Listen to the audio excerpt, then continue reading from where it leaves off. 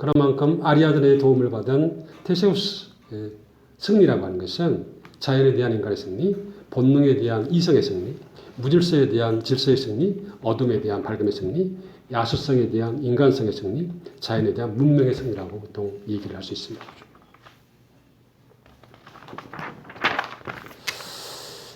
그런데 그러니까 이게 이제 전통적인 해석이었어요. 그죠?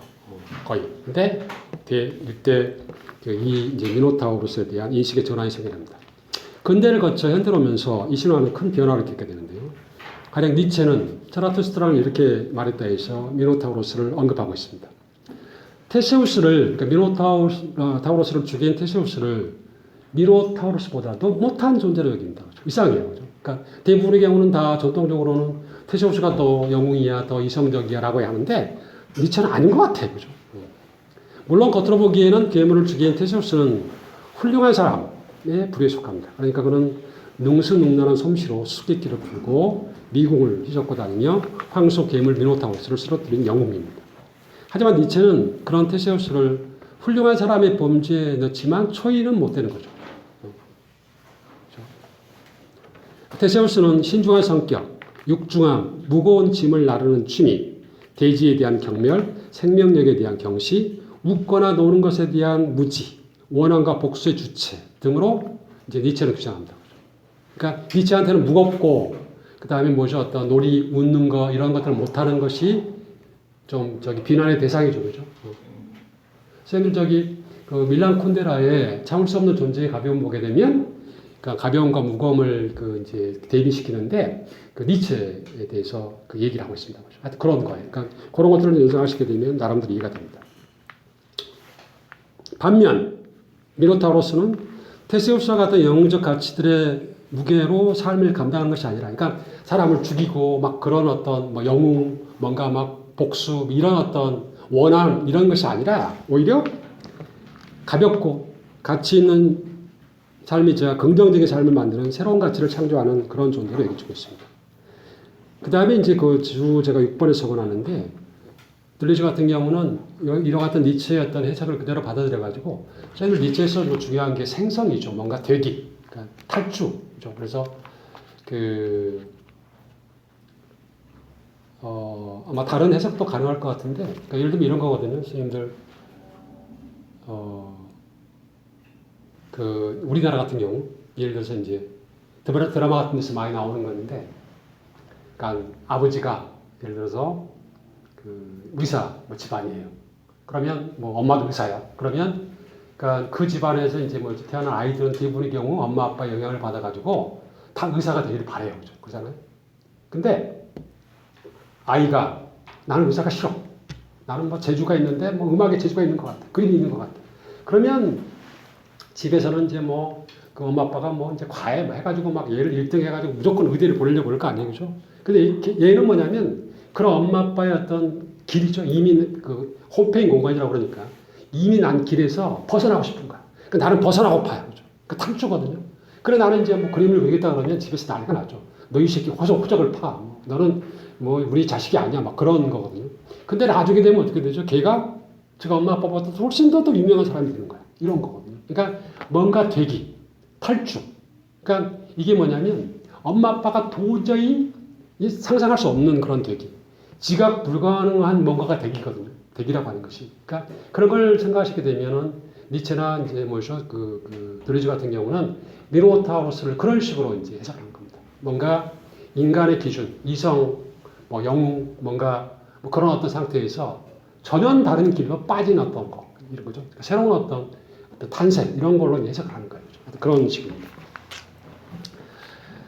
이와 같은 시각에서 니체는 테세우스가 미노타우로스를 정복하고 물리치지만 궁극적으로, 최종적으로는 테세우스는 미노타우로스만도 못하며 단지, 저는 이게 재밌었는데, 미노타우로스의 목덜미에 불과한 겁니다. 목덜미.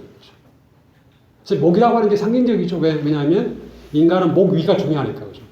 목 위가 머리는 뭐예요? 사유, 이성이잖아요. 그죠? 근데 이제 니체에 따르면 뭐냐면 인간이 목에 멍에를 진대요. 멍에. 이게 뭐냐면 신이 우리 인간을 창조할 때 만들어 놓은 율법들 있죠. 뭔가 법칙 뭐 이런 것들 있잖아요. 법칙. 이게 다 머리 위에서 생각된다는 겁니다. 그러니까 목 위, 머리가 있다는 것은 뭐냐면 그러니까 이런 어떤 입장에서 보게 되면 멍에를 지는 거예요. 도덕 법칙의 멍에랄지 이런 것죠. 뭔가 지켜야 될 것, 이런 것, 질서, 이성의 어떤 멍에를 지고 있다는 것입니다. 그러니까 선생님 이게 이제 뭐냐면 그 니체적인 인간도 미학적 인간이고 예술적 인간이잖아요. 광학적 인간이잖아요. 그러니까 예술적 인간, 뭔가 뭐 미학적 인간들은 뭐냐면 제일 싫어하는 게 법칙이야. 그러니까 뭔가 올가매는 거, 구속시키는 거 이런 거잖아요. 그러니까 거기서부터 벗어난. 그러니까 이런 차원에서 보게 되면 미노타우로스는 그들의 눈에, 니체를 알지 이런 사람들의 눈에는 뭐냐면 정상에서 벗어난 거. 그죠? 그러니까 뭔가 기준에서 넘어서 있는 거. 이런 것들입니다. 그러니까 그런 것들 생각하시게 되면 아마 이해가 되실 것 같아요. 여기에서 미노타우로스의 목덜미에 지나지 않는다고 보는 니체의 견해는 의미심을 심작합니다. 왜냐하면 황소의 목덜미 부분은 멍에가 두러지는 부분인데 이것은 신의 피조물로서 인간이 신과 그로부터 오는 도덕, 의무, 인식 등의 멍에를 쓸 수밖에 없다는 것. 곧 그런 것들에 의해 족쇄가 채워져 있음, 즉 감옥에 갇혀 있음을 상징하는 것이기 때문입니다.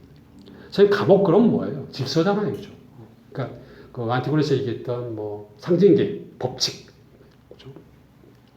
그렇기 때문에 인간의 몸에 온전한 황소의 머리를 가지고 있는 미노타우로스는 인간에게 있어서 가장 효율적인 무기, 또 무서운 무기입니다. 선생님 뭐 그죠? 이성, 그러니까 사유라고 하는 게 가장 효율적이고 무서운 거니까. 그죠? 그러니까 동시에 가장 무거운 짐에서 벗어나는 것을 의미한다고 할 수가 있습니다. 선생님 어떠세요? 인간 뭐 가끔 그런 얘기를 하죠. 그러니까 뭐 저기 지내다가 피곤하게 되면 서 있다가 피곤하게 되면 앉고 싶으면 피곤하면 눕고 싶고, 에이 누운 김에 그냥 확 죽어버려 그죠. 그냥 영원한 잠을 자 이런 거거든요. 그러니까 그러니까 사르트르가 그런 얘기를 하는데 우리가 이제 의식의 지향성에서 그러니까 의식이라고 하는 것은 항상 그 무엇인가에 관한 의식이기 때문에 그러니까 계속해서 그러니까 죽을 때까지 이 지향성을 작동을 해야 되거든요. 그러니까 이 무엇인가를 끊임없이 선택을 해야 돼. 선택을 하면서 자유야. 그렇게 하고 그 선택된 어떤 거에 대해서 의미를 부여하니까 인간이 만물의 영장이에요. 그죠? 그렇잖아요. 내가 지금 뭐 보고 다. 근데 이 짓거리를 죽을 때까지 해야 돼. 이게 피곤한 거예요. 그죠? 그러니까 인간이 살아가면서 피곤하면은 아휴, 그러니까 특히 개를 보고 저는 그런 생각을 많이 하는데 개 팔자가 상팔자입니다. 그잖아요. 그죠?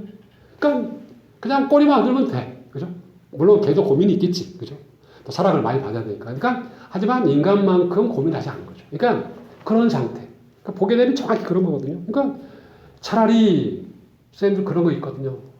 내가 생각할 능력이 없었으면, 내가 그냥 미쳐버렸으면, 내가 그냥 돌멩이가 됐으면 하는 그런 어떤 거. 그러니까 이런 어떤, 그러니까 인간의 어떤, 저는 그게 이제 실존의 고뇌라고 생각하는데, 그런 고뇌로부터의 어떤 벗어남. 이게 뭐냐면 머리.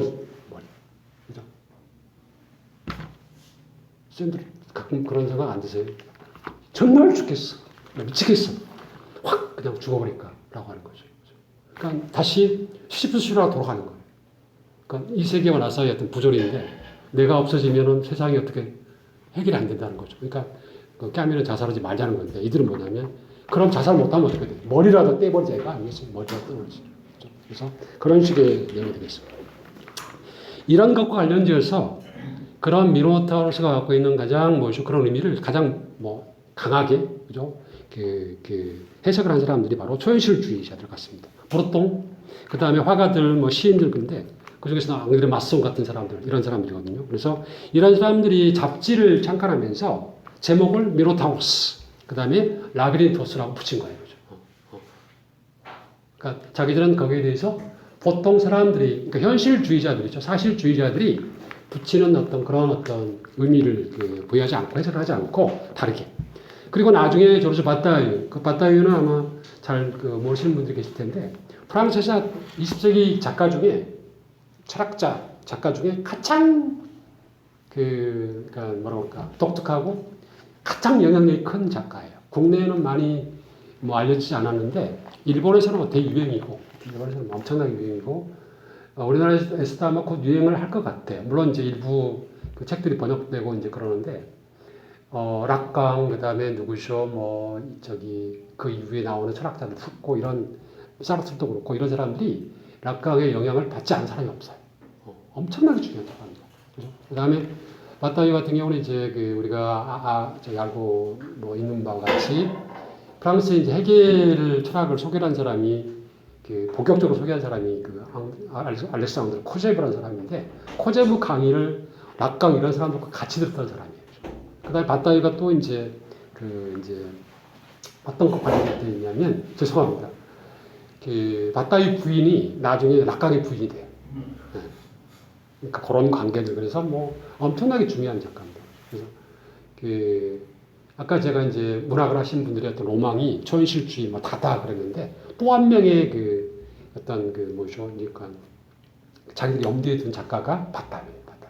그래서 바타이를 뭐 나중에 제가 소설 한 권 써야 될 것 같아요. 바타이를 아십니까? 모차르트 아십니까? 아니라 바타이를 아십니까? 그래서 이 사람의 사유는 뭐냐면 이성 너머의 사유입니다. 이성 너머, 극단의 사유거든요. 극단. 그러니까 우리가 알고 뭐 점하고 뭔가 하는 것은 의미가 없어요. 항상 그 너머, 그죠? 저는 그렇죠. 그러니까 우리가 뭐 이걸 알아 그러면 그 의미가 없어 나한테. 그 너머. 그러니까 이성 바깥에, 그죠? 이성 너머의 사유를 한다고 그러는데 그런 사유가 좀 그냥 대표적인 이제 그 사상가 작가가 바로 이제 그 바타이가 되겠습니다. 그죠? 뭐 작품 보게 되면 지금도 막 부역질이 나요. 뭐 읽지를 못해. 그런데 그런 극단의 어떤 사유인데 20세기 또 21세기 사유라고 하는 것이 그런 거 아니겠어요? 그러니까 평범한 거 그게 아니라 눈에 보이지 않았던 거 극단. 그 극단을 추구하는 어떤 사유이기 때문에 그래서 그런 극단의 예언자들 중에 가장 대표적인 사람이 그 바타이가 되겠습니다. 하여튼 뭐 그렇고요. 바타이가 수축이 된 잡지에는 아세팔들 알아두세요. 아세팔. 이게 재밌어요. 그죠? 라고 하는 제목을 붙였는데 아세팔이 뭐냐면 요거는 제가 선생님들 검색을 해서 하나 가져왔습니다. 선생님 이게 유명한 보이시죠? 뭘 검색을 해보시면 나옵니다. 다빈치의 그 인체 해부도죠. 여기에서 아세팔은 뭐냐면 머리를 떼버린 거예요. 머리를. 그러니까 우리가 보통 말하는 무두인입니다. 무두인. 그러니까 대급박이 없는 사람이에요. 그죠? 무두인. 그러니까 얼마나 상징적입니까? 그죠? 인간은 모든 게 다 머리로부터 나오지만 머리가 모든 죄악의 모든 그 어떤 악의 근원이라는 거죠. 그죠? 그러니까 머리를 없애버려. 무두인. 이게 아세팔입니다. 그러니까 그런 어떤 이제 잡지 표지를 그렇게 했는데 이게 그러니까 얼마나 상징적이에요. 그죠? 우리는 이런 어떤 사유를 원해. 이런 어떤 방향으로 나갈 거야. 라고 하는 것을 아주 단적으로 보여주는 겁니다. 미노타우로스를 제목으로 한 것은 당연히 미노타우로스에 대한 그들의 인식이 전통적인 인식과 다르다는 것을 보여준 거고요. 거칠게 요약하자면 그들은 현실, 이성, 전통, 관습, 편견, 구석, 억압 같아요. 반면 초현실, 욕망, 인간과 자연의 어떤 본 모습, 자유, 무의식 다. 그러니까 완벽하게 현실과 초현실을 이렇게 대조시키고 있는 겁니다. 조금 전에 말씀드린 것처럼 또 하나의 제목인 아세팔은 더욱더 흥미롭습니다. 이 잡지의 표지는 그 유명한 다빈치의 레오나르도 다빈치의 비트루비우스의 인체 비례도입니다. 그러니까 인체라고 하는 것이 가장 이상적인 게 뭐냐면 그러니까 정사경과 원이죠. 이게 만난다라고 하는 게 겹친다고 하는 게 이제 그런 어떤 의미를 갖고 있는데 한 가지 특징은 뭐냐면 이 그림에서 머리를 그러니까 무두인 를 빼버렸다는 것입니다. 이와 같은 무두인의 모습을 표지로 한 이유는 당연히 인간의 주인으로 군림해온 머리를 이성에 대한 어떤 강력한 거부 및 저항으로 이해됩니다. 그러니까 어찌 보게 되면 배가 부른 거잖아요. 그 전에는 우리가 자연과의 대결에서 더욱더 이성을, 그죠? 그러니까 18세기라고 하는 것이 계몽의 시대잖아요. 계몽이라고 하는 것이 인라이트먼트, 그러니까 뭔가 깨우치는 거, 프로 리미에르인데 뭔가 빛, 이성, 더 이렇게 하는 건데 19세기가 넘어와서 20세기 들어오니까 이제는 좀 너무 우리가 이성하니까 좀 지겹지 않느냐. 그러니까 거기로부터 발생하는 폐단 같은 거에 대한 주목을 해주죠. 주의가 되겠습니다. 이와 같은 견해의 해석의 흐름 속에서 피카소의 그림이죠. 우리의 관심을 봅니다. 피카소가 예를 들어서 1933년의 그림 어떤 것을 안겨주는 그런 것이 아니라 뭔가 좀 불쌍하고 그죠? 뭔가 자기 자신의 실존에 대해서 고민하는 어떤 그런 어떤 존재라는 거죠. 그는 술래잡기, 몸이 피로 물들 때까지 지붕에서 뛰어내리는 놀이 등으로 소개를 하고 있습니다. 그가 가장 좋아하는 놀이는 미국의 방문자들에게 자기 집을 소개해주는 상상놀이예요. 여기는 어떻고 여기는 어떻고 이런 거야. 뭐 이런 것들입니다. 뭐 아주 그 간략하게 했던 그 단편 에세이는. 그런데 어느 날 그런 자신의 먹이였던 인간들 중에 한 명에게서 누군가가 그를 구원해 줄 것이다 라고 하는 예언을 듣게 됩니다. 그렇죠? 누군가가 너를 해방시켜 줄 것이야 라고 하는 예언을 듣게 됩니다. 그 이후로 그는 도래하게 될 자신의 죽음을 구원과 동일시하며 모든 지루함을 견디면서 마지막 순간을 기다리고 있습니다. 그러니까 저는 이 대목이 샌드 조셉 베케트의 그 고도를 기다림에 있죠. 그죠? 뭐 우리가 고도 그러면 뭐 신인데 언제 오지? 뭐 있어? 있다고 그러는데 언제 오지? 뭐 벌써 다녀갔을까라고 하는 현대인들의 어떤 형이상적인 어떤 고민 같은 것들인데 뭐 그런 것들이 아닌가 싶고요. 아스테리오는 이제 보여주는 이런 모습을 이른바 샌드록시 그 고독한 군중이라고 하는 군중 속의 고독 뭐 이런 책 기억나시나요?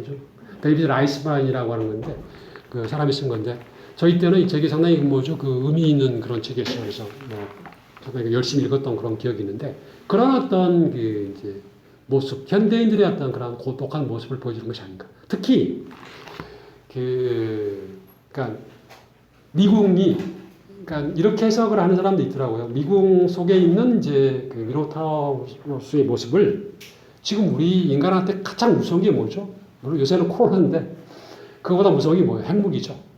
핵무기입니다. 그러니까 핵무기에 갇혀 있는 우리들이. 그렇죠? 물론 어떤 사람들은 뭐 핵 억지력 그래서 뭐 핵이 있기 때문에 전쟁이 안 발생해 그러는데 어찌 보게 되면 어떻게 돼요?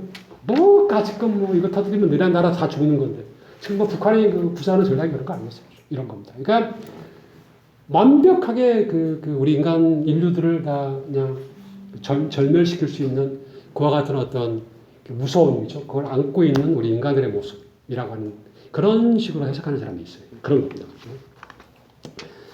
그래서 우리의 상식과는 달리 아스테리온의 집에서 그런 아스테리온을 보고 테세우스는 마지막에 이런 얘기를 합니다. 아리아들이 믿을 수 있겠어요? 돌아와가지고 내가 들어가서 걔를 처치했을 때 미노타우스는 전혀 자신을 방어할 생각을 하지 않았어요.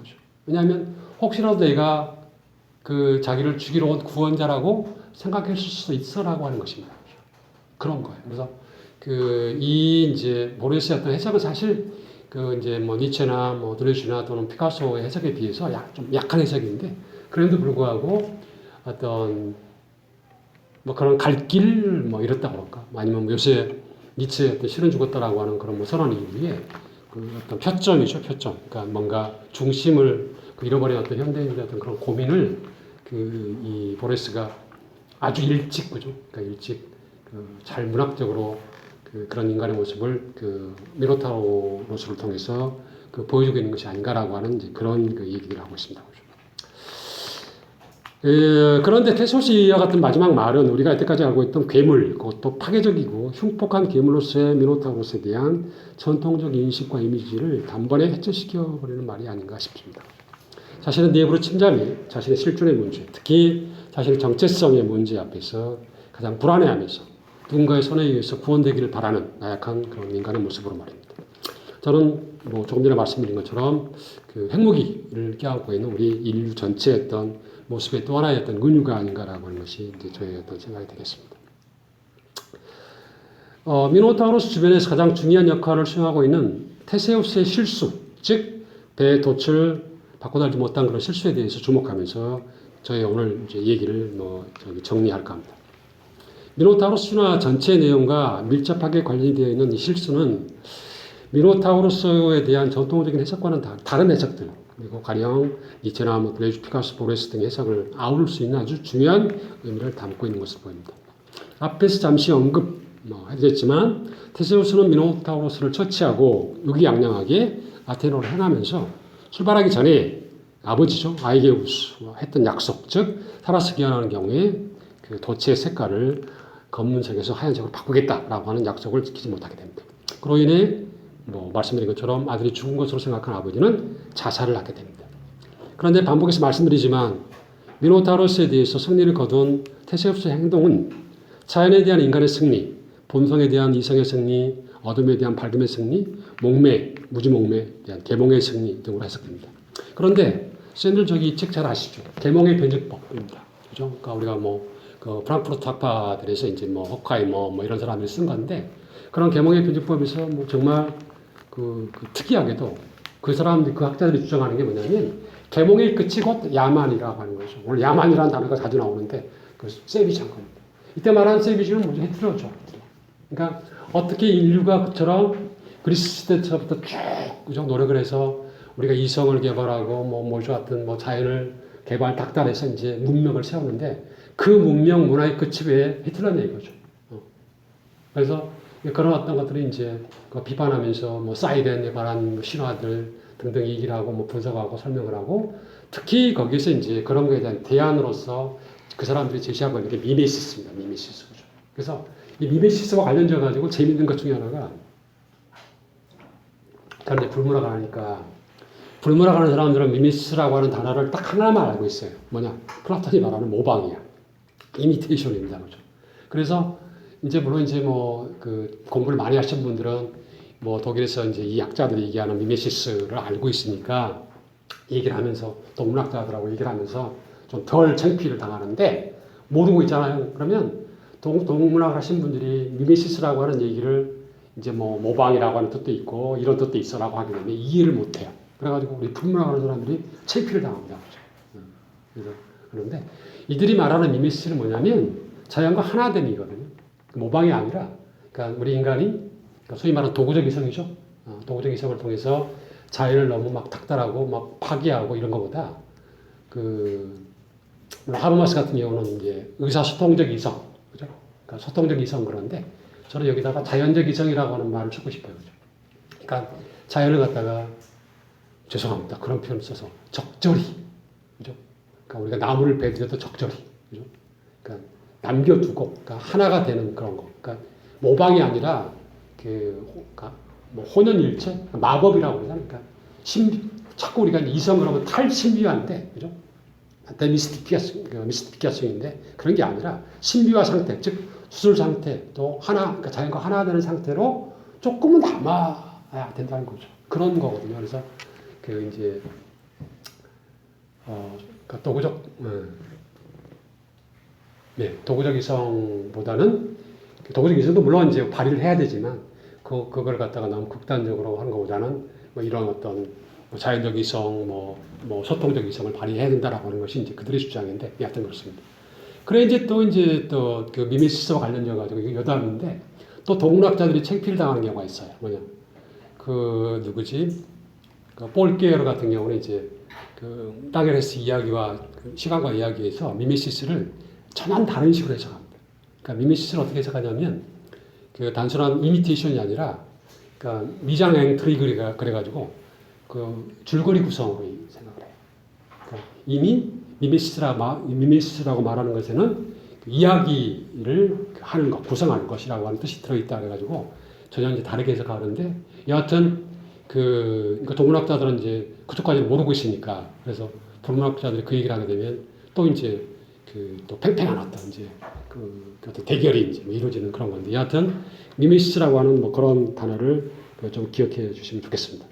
여하튼 계몽의 비두법에서 아도르노, 호카이머 등이 주장했던 것 같이 계몽의 끝이 야만이 되는 역설은 아주 흥미롭습니다. 그러니까 저는 테세우스의 그런 노력, 그죠? 그러니까 계략을 써서 아리아드네의 도움을 받아가지고 그러니까 이성과 어떤 계산과 정확한 이런 어떤 것들을 가지고 괴물, 본성, 본능을 상징하는 어떤 우리 무지몽매 이런 것들을 상징하는 어떤 미노타우로스를 해치웠는데 해치고 난 끝이 뭐예요? 즉 아버지가 자살한 거예요. 그죠? 즉 아버지가 자살한 건 어떻게 돼요? 설명이 안 되잖아요, 이성적으로. 그러니까 또 다른 어떤 그런 야만을 초래했다라고 하는 그런 차원에서 테세우스의 어떤 그런 실기, 그러니까 너무 이성을 과신한 나머지 돛을 바꿔다는 것을 잃어버린 그런 상태까지 우리가 고려를 해야지만이 미노타우로스 신화의 어떤 진가를 그죠? 그러니까 나름대로 우리가 파악할 수 있겠다라는 그런 생각이 듭니다. 테세우스, 아리아드네, 디오니소스 등이 등장하는 그 다음에 디오니소스 같은 경우인데 저는 아리아드네가 디오니소스랑 결혼하는 게 흥미로워요. 그러니까 제가 보기에는 아리아드네가 아테네를 선택한 것은 뭐냐면 크레타보다는 아테네가 더 문명적으로 조금 좀 더 발달한 그런 어떤 도시국가였던 것 같아요. 그래서 이제 그런 것 때문에 아리아드네가 뭐 실타래, 뭐 어떤 이성, 그 다음에 아테네를 이제 상징한다면 그때 아테네는 뭐냐면 아폴론적인 세계거든요. 뭔가 밝고, 뭔가 우리가 알고 있는 이제 뭔가 이제 법칙, 이성, 이런 어떤 균형, 비례 이런 세계인데 얘가 디오니소스랑 결혼하는 것은 뭐냐면, 그러니까 테세우스랑 이게 결혼하지 않고 디오니소스랑 결혼하는 것은 뭐냐면 우리가 말하는 니체적인 그런 차원에서 둘 사이의 조화예요. 아폴론과 이제 디오니소스의 어떤 조화. 그래서 저는 아리아드네가 아폴론적인 세계를 갖다가 상징하고 있는 것이 아닌가라는 것이 저의 생각입니다. 그래서 어찌 보게 되면 신화적이지만 둘 사이의 어떤 결혼이라고 하는 것이, 그리고 행복하게 잘 살았다라고 하는 것이 어찌 보게 되면 그런 어떤 의미를 갖고 있는 것이 아닌가라는 생각이 들어요. 그러니까 어찌 보게 되면 이 신화가 니체의 비극의 탄생을 선취하고 있다고 봐요. 그죠? 그런 의미에서. 그러니까 저는 고민을 많이 했거든요.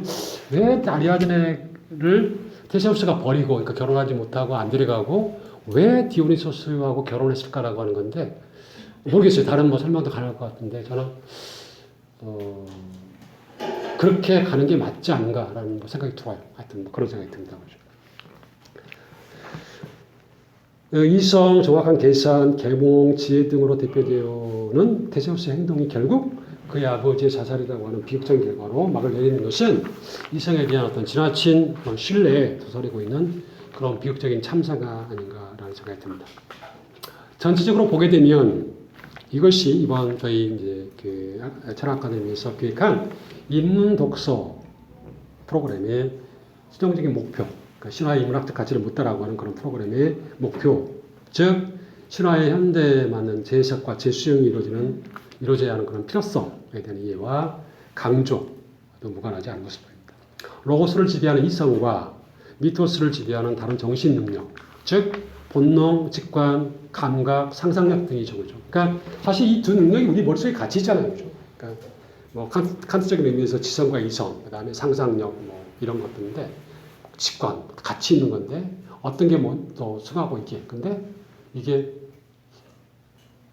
조화, 그다음에 협동 이렇게 되는 것이 정상이 아닌가 싶어요. 그래서 어찌 보게 되면 저는 미노타우로스 신화에서 지나치게 이제 한쪽만을 이성이랄지 이런 쪽만을 강조하는 것이 아니라 둘 다를 다 좀 이렇게 고려를 하고 그것들의 어떤 조화랄지 이런 것들을 우리가 좀 염두에 두는 것이 아마도 그죠? 지금 이번에 우리가 이제 기획한 어떤 그런 독서 프로그램과도 그 방향을 그 기회를 같이 하는 것이 아닌가라는 생각이 듭니다. 그러니까 그런 것들의 공존, 그 다음에 그것의 비유적인 표현인 정상과 비정상의 공존과 화해 필요성이 바로 그것입니다.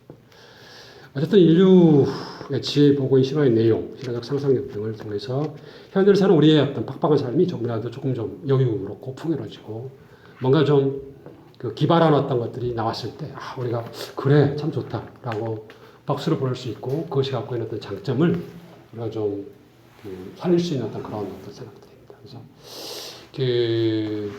엊그저께인가요?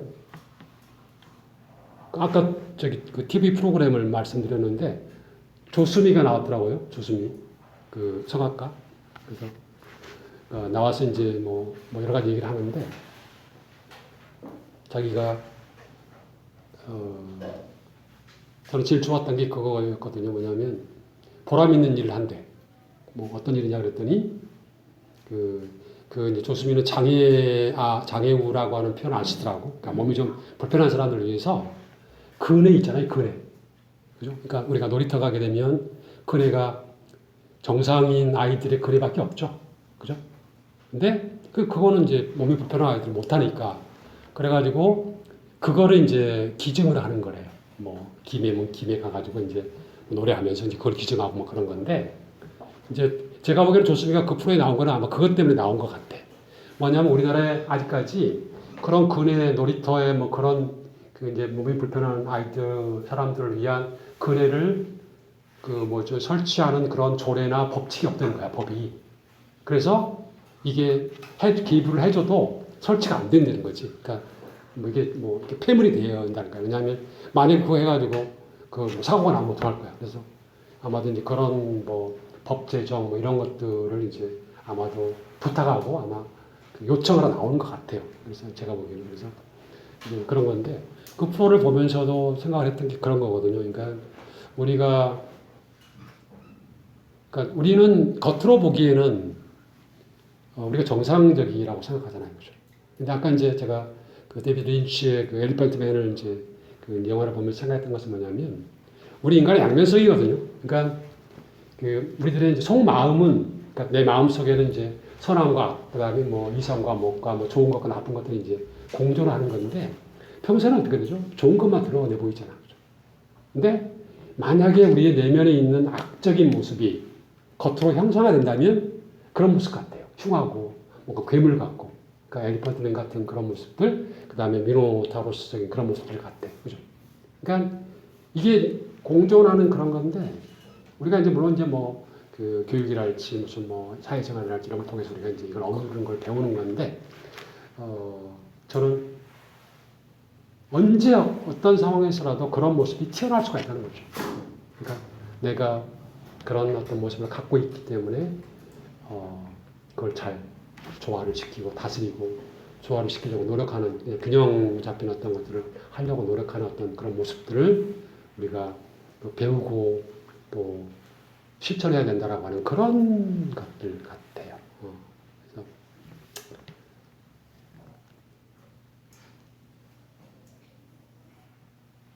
그래서 저는 요새 저는 어렸을 때 이제 그 시골에서 갔기 때문에 우시장 있잖아요. 우시장 소. 물론 집에서 소도 키우고 막 그랬었는데 소가 되게 무섭거든요. 근데 좀 착하기도 하고 무서운데 특히 숫소 같은 경우는 되게 무서워요. 뭐 뒷발질하게 되면 소 이제 막 그 옛날에 뭐 꼴 막 저기 막 뭐죠 그 뜯기고 막 그랬던 기억이 나는데 그런 소들이 조금 좀 달리 보여요. 쟤하고 내가 결합되게 되면 어떤 모습일까라는 뭐 그런 생각 들고 그래서 하여튼 이번 뭐 종합적으로 말씀드리자면 세 번에 걸쳐서 어떤 신화라고 하는 것이 갖고 있는 어떤 그런 의미들 그다음에 과거에 이게 이제 뭐 여러 사람들이 입에서 이제 회자됐던 것들인데 이게 전생되는 그런 과정에서 이런 의미들이 있구나라고 하는 그런 것들을 하여튼 좁게 그리고 뭐 하여튼 뭐 몇 개 안 되지만 그런 것들을 저도 개인적으로 좀 돌아볼 수 있어서 되게 좀 유용한 그런 뭐 시간이었던 것 같습니다. 선생님께서도 물론 다 뭐 아시고 계시고 또 생각하시고 또 아시고 계시는 그런 분야이지만 한편으로는 약간 좀 좀 폭을 넓히는 그런 것, 그 다음에 또 한편으로는 생각을 좀 달리하는 부분들, 그 다음에 저런 것들도 가능하구나라고 하는 그런 생각들을 가지시고 돌아가신다면 뭐 같이 했던 3시간, 그 6시간의 어떤 그런 노력들, 만남들이 뭐 나름대로 뭐 의미를 가질 거라고 생각합니다. 예, 오늘 뭐 마지막 시간인데 뭐 질문도 뭐 있을 것 같고 그러니까 오늘 일단은 뭐 이걸로 마치도록 하겠습니다. 감사합니다.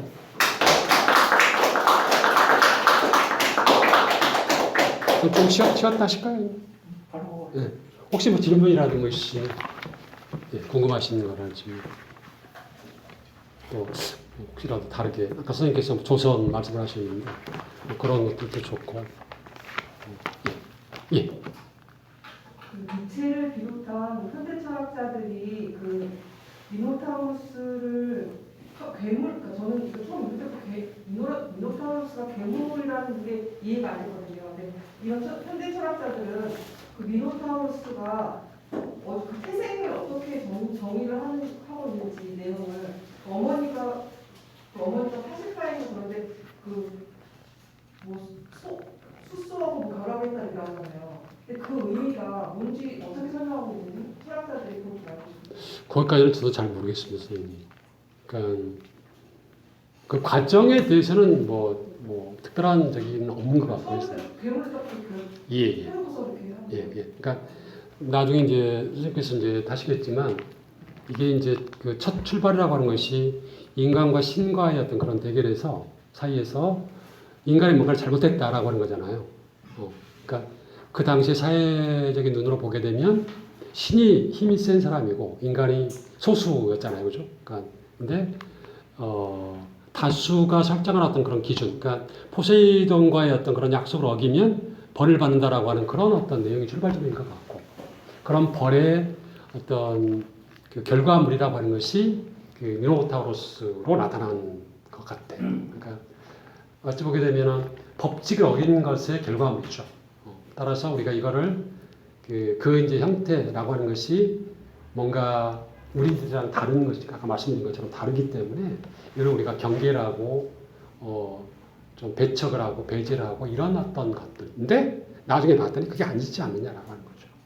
오히려 그러니까 하이브리디티에서 그러니까 인간과 그 소 사이에 그러니까 제가 보기에는 이게 그러니까 어찌 보게 되면 이제 그 민족이 다른 어떤 그 피줄이 다른 어떤 것끼리의 결혼이라고 하는 것이 더 그러니까 나을 수도 있다라고 하는 그런 것들이 이제 저는 이제 개입돼 있다고 생각하는데 그러니까 특별한 어떤 그런 거 있을 수 있잖아요. 그러니까 예를 들어서 이 A라는 이제 그 부족과 B라는 부족 또는 구도실과가 있으면 그러니까 서로 왼수지간인데 따라서 절대로 우리들은 결혼을 안 시켜 이런 것들인데 그게 아니라 뭐 저기가 뭐 우월하다 뭐 아니면 뭐 문명이 우월한 문명을 만들어내고 있다 그러니까 결합시키게 되면 더 좋은 어떤 것들이 나올 수 있다라고 하는 그런 것들이 깔리는 것 같아요.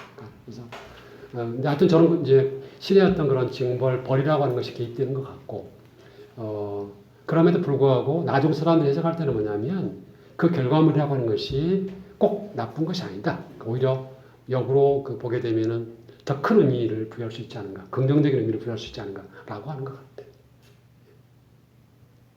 그러니까 그 출산의 과정에 대해서는 잘 모르겠어요, 선생님. 그러니까 저는 하여튼 저는 그러니까 소와 인간은 근본적으로 종이 다르기 때문에 그러니까 다른 부족이나 다른 시족이나 이런 뭐 도시국가 이게 결합되는 과정에서의 어떤 것이 이런 식으로 이야기가 되지 않은가라는 것이 저의 생각입니다.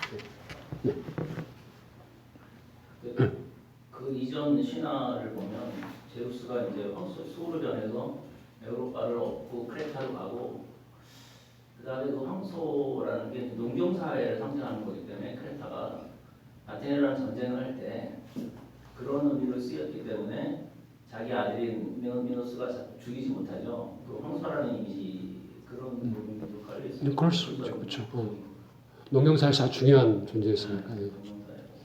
그리고 전쟁을 해서 이겼기 때문에 이제 바치는 건데 그 전 스토리도 보면 또 져가지고 또 왕자를 죽였다 뭐 엄청나게 그냥 많으니까 그런 식으로 다 그걸 고려하게 되면 뭐 이제 방향을 잃어버리니까. 질문이 하나가 저는 이거 도레스 책이 좀 어렵잖아요.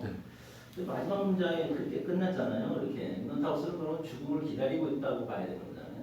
그렇죠. 그래서 죽여줘서 고맙네 이렇게 봐야 되는 거고 반대로 해석을 하는 거죠. 그러니까 이론은 못 나오는 게 아니라 아무나 못 들어오는 거예요. 그러니까 자기 혼자 재밌게 사는데 바깥의 세상하고 비교를 해서 미노타우스 입장에서 독백이잖아요. 이 소설이. 그렇죠. 그러니까 나를 갇힌 사람으로 보지 말고 내가 스스로 셀프 운둔 자유야. 나 맘만 먹으면 밖에 세상 그렇게 볼 수도 있어요. 인간이 있어서 왔어. 그 앞에 그 소개가 안 된 부분 중에 하나가 뭐냐면, 그러니까 미노타우로스가 저기 외출을 해요. 나가. 그러니까요. 그래서 나가서 보통 사람들을 봤더니 얼굴이 틀려 자기랑. 그래가지고 그런 얘기를 하거든요. 그러니까 밋밋하다. 자기는 막 울퉁불퉁하는데 막 그 보통 인간들을 봤더니 뭐 그게 콘지 눈인지도 모르겠고 이런 얘기를 나오는데 제가 보기에는 뭐 그런 것 같아요. 그러니까 어찌 보게 되면 비교라고 하는 게 의미가 없다는 거죠. 그런 생각 들어요. 항상 운명이라는 것도 있지만 그거를 어떻게 대하느냐. 나는 니체적인 해석이 그렇게 맞는 거죠. 이게.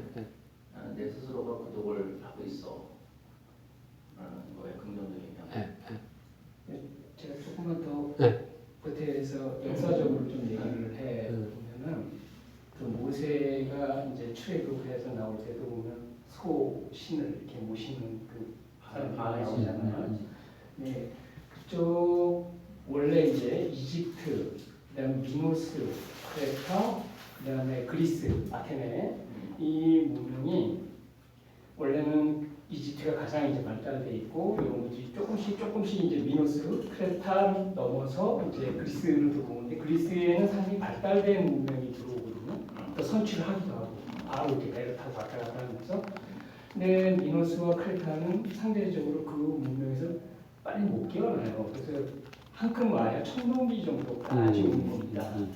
그래서 어떻게 보면 그리스에서는 이미 철기나 이런 것들을 빨리빨리 받아들인 거죠. 훨씬 더 이런 어떤 다리를 건너서 온 게 아니라 그리스 쪽에서는 터키 쪽이나 혹은 이집트 쪽에서 빨리 문명을 받아들이는데 이런 것의 어떤 섞임이 아닐까라는 약간 아직도 어떻게 보면 자신들이 가지고 있었던 문명 세계와 그리고 좀 더 발달돼 있는 그리스나 뭐 아테네 이런 어떤 세계들과의 어떤 접합을 그런 식으로 좀 표현했을 수도 있고 반이 반목 뭐 이런 어떤 형태로 조금 얘기했을 수도 있는데 이건 심하니까 그건 모르겠고 역사는 하여튼 그렇게 됩니다. 그래서 그런 과정들이 하나의 이야기로 만들어질 때는 또 스토리로 말 스토리텔링이 그때 당시에 분명히 있었을 것이고 그 이런 방식의 스토리텔링 또 내지는 이게 또 역사일 수도 있고 그 사람들이 그대로 올라가 보면 역사 서술 방식이 지금 현재와는 완전히 다릅니다. 지금은 있는 그대로를 그대로 뭐 객관적으로 쓴다라고 얘기하지만 그 그대로 올라가 보면 다 신비한 사관들이에요. 동양도 아주 신비하고 그 옛 서양 쪽에서도 아주 신비한 사관을 이렇게 이제 가지고 있고 그걸 역사로 믿고 있고 근데 지금은 와서 이게 다 신화 그냥 이렇게 이야기거리로 되어버렸는데 당시 사람들로서는 그게 진짜 역사고 진짜 진실이고 그렇게 보는 그건 뭐 어떻게 보면 뭐 푸쿠시게 얘기하면 그 시대의 에피스템일 수도 있겠죠 그냥. 근데 오늘날 우리는 이런 방식으로 이해하는 방식이고 그런 부분이 조금 한번 이해가 좀 되면 재밌을 것 같아요. 맞지 않을까. 그다음에 또 하나는 그러니까 이제 자재 그 소가 농경사에서 워낙 중요한 어떤 이제 가축이었기 때문에 뭐 인도 뭐 소의 나라잖아요. 그다음에 중국이나 뭐 우리 같은 경우는 소에 대한 신화 같은 게 별로 없죠. 얘기되어지는 게.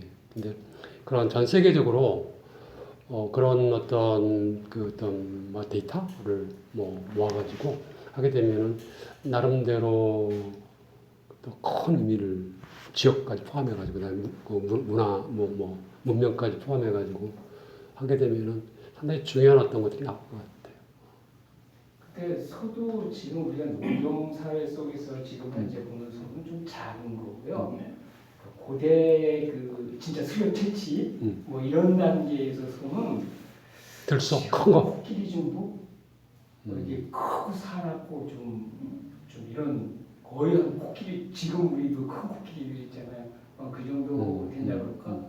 네, 그랬고. 그러니까 그렇게 야성을 야수성을 가진 이제 동물이 인간 사회로 어떤 식으로든 이제 그래서 그런 과정들도 뭐 재밌을 것 같다는 생각이 들어요. 어찌 보게 되면 여기도 포함되어 있을지도 모르지. 길들이는 거니까. 그렇죠. 그러니까 그 방금 말씀하신 그 고고학적으로 보면 페니키아에서 크레타로 왔고 크레타가 망해서 그리스로 가는데 그거의 상징적인 게 테세우스거든요. 그러니까 그런 역사적인 것과 신화적인 거가 이렇게 좀 일관성 있게 나오는 거예요. 하여튼 뭐 그런 뭐 얘기거리도 뭐 생각해 볼 거리가 하여튼 뭐 던져졌으면 뭐 저는